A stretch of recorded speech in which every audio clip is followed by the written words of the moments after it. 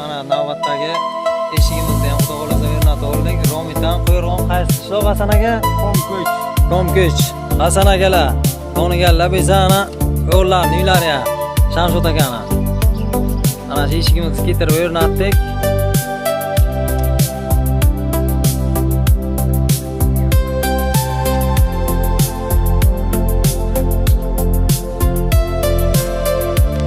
Yo'qlishlari bitta qo'yildi. Oldi orqasi bir xil bo'lgan eshigimiz. 2 qavat kulyonlar.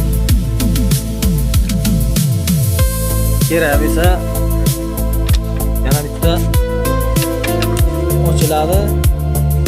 Seli ochiladi. Tomoni ham ochiladi.